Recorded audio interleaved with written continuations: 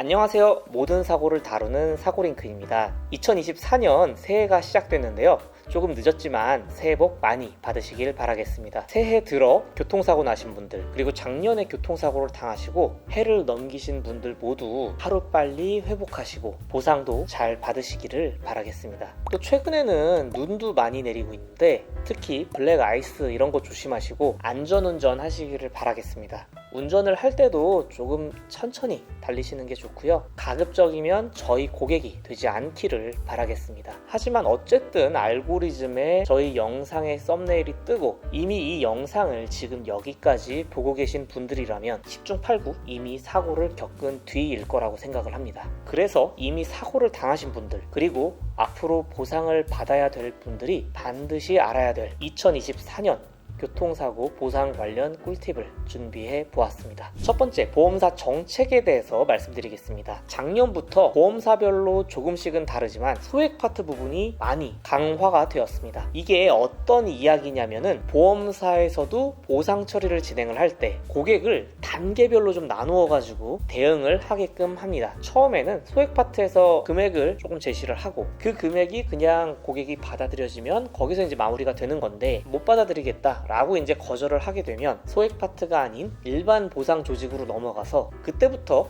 현장에 있는 보상 담당자와 좀 제대로 보상에 대해서 이야기를 하는 것이 일반적이었습니다. 사실 이것도 피해 내용이나 상황 이런 것과는 무관하게 그냥 일정 금액을 기준으로 딱 잡아놓고 사람이 뭐 얼마가 다쳤든 이런 거랑은 상관없이 일단 통원이면 소액 파트로 이렇게 진행을 하는 게 공정하지 못한 불합리한 손해사정 중에 하나라고 볼 수는 있겠는데요. 예를 들면 차가 박살이 났습니다. 그래가지고 원래 같으면 입원을 해야 되는데 또 병원에서도 입원하라고 했는데 일이 너무 바빠. 그럼 통원밖에 못해요. 그런 상황이 됐는데 이런 경우에 어떤 특정 보험사에서는 소액 파트로 일단 넘기고 뭐 100만원 이하, 150만원 이하 이렇게 내부 규정을 기준을 잡아가지고 그 금액 이상으로는 보상을 못하겠다. 뭐 이렇게 나오는 케이스 뭐 이런 것들이 있다고 보시면 되겠습니다. 사실 이건 특별한 건 아니고 원래 보험사의 흔한 전략 중 하나였는데요. 문제는 작년에 법이 개정되고 나서 현재 일부 보험사에서 소액 파트에서 현장 조직으로 넘기는 것 자체를 하지를 않고 있습니다. 이 얘기가 뭐냐면 통원 치료를 받기 시작하면 일단 금액은 계속 고정이 되는 거예요. 지금은 사고일로부터 2달, 3달 정도가 지나도 법이 바뀌었다고 하면서 소액 파트에서 계속 안 넘어가는 그런 경우도 있습니다. 물론 정상적으로 이렇게 넘어가면서 진행하는 케이스가 훨씬 많기는 합니다. 단지 일부 보험사에서 이걸 전략적으로 사용을 하고 있다 보니까 여기에 불편함을 느끼는 분들이 이제 왜 그런지조차 모르니까 그거에 대해서 설명을 드리는 거고요. 항상 그렇지만 보험사 담당자별로, 지역별로 굉장히 성향에 따라서 다 다릅니다. 그래서 보험사 담당자를 잘 만나는 게 무엇보다 중요해진 그런 상황입니다. 어쨌든 현재는 이런 상황이고요. 저희한테 맡겨주신 분들의 손해사정을 진행을 하다 보니까 현재는 저희 쪽에서 보험사 담당자별 데이터베이스를 구축을 해놓은 상태고 여기에 따라서 저희한테 맡겨주시면 그에 맞추어서 서비스가 운영되고 있습니다. 두 번째로는 조급한 사람이 과거보다 좀 더 불리해졌습니다. 확실하게 느껴지는 건 예전보다 합의금을 제시하는 그 기간이 많이 늘어났습니다. 과잉 진료를 방지하겠다고 작년 1월 1일부터 법이 바뀐 상황이다 보니까 제가 정확하게 데이터를 확인한 건 아니지만 확실히 과거보다는 치료 비용이 많이 줄어든 것 같습니다. 지금 대부분의 보험사 담당자분들이 합의 금액 자체를 적게 이야기를 하고 치료 받을 거면 받아라 라고 방치하는 그런 경우가 좀 많아졌는데요. 특히 사고일로부터 과거에는 일주일 정도 안쪽으로 병원에 방문하면 병원에서도 입원 치료를 이야기하는 경우도 있었고 했는데 이것도 최근에는 사고일 기준 3일 이내로 병원에 가야 되고요. 입원 기간도 굉장히 많이 타이트해졌습니다. 물론 이제 교통사고 치료에 대해서는 의사 선생님께서 결정을 하는 것이기는 하지만 치료비가 인정을 받는 것 자체는 심사평가원에서 그 기준에 맞추어서 평가를 하기 때문에 그 평가가 타이트해진 것이고 그에 따라서 대부분의 병원에서도 안내를 하고 있는데요. 그래서 현실적으로는 고객분들이 치료를 받기가 조금 더 타이트해졌다라고 말씀을 드리고 있고, 반대로 보험사에서는 조금 더 여유가 생겼습니다. 그래서 과거와 달리 이렇게 달라진 부분 때문에 이 부분을 잘 모르다 보니까 조급해서 그냥 합의를 보고 마무리하고 계신 분들도 굉장히 많고요. 이 이 얘기는 보상을 제대로 못 받고 결국 일부 손해를 보고 그렇게 마무리하는 케이스들이 많아지고 있다라고 말씀을 드릴 수 있을 것 같습니다. 마지막으로 금융감독원 민원 관련해서도 많이 달라졌습니다. 과거에는 민원 내용 상관없이 일단 민원이 접수가 되면 보험사 담당자는 민원 카운트를 먹고 부랴부랴 고객한테 연락을 해서 어떻게든 마무리를 하고 이 민원을 카운트에서 빼는 그런 방향으로 진행을 많이 했었는데, 이것도 뭐 100% 다 그렇다 말씀드리는 건 어렵지만은 확실히 과거와는 달리 민원의 내용이 조금 더 중요해진 것 같습니다. 실제 사례들을 보면 막무가내로 민원을 넣었다고 해서 합의금을 무조건 올려준다든지 이런 것들이 많이 사라지긴 했어요. 물론 이거 역시도 보험사와 보험사 담당자별 민원의 여유분이라든지 이런저런 환경에 따라서 조금씩 달라지긴 합니다만, 저희가 추측을 하기로는 작년에 법이 개정된 이후로 민원이 하도 많이 들어가다 보니까 요즘은 그렇게 민원 하나 들어갔다고 해서 보험사에서 무리하게 합의하고 뭐 이러지는 않는 것 같아요. 그래서 지금 단순히 합의금을 많이 받기 위해서 일단 민원을 넣었다라는 것보다는 내가 어떻게 부당한 일을 당했고 이 문제를 해결하려고 열심히 노력을 했으나 해결되지 않아서 어쩔 수 없이 민원을 넣었다, 어떻게 보면 지극히 상식적이고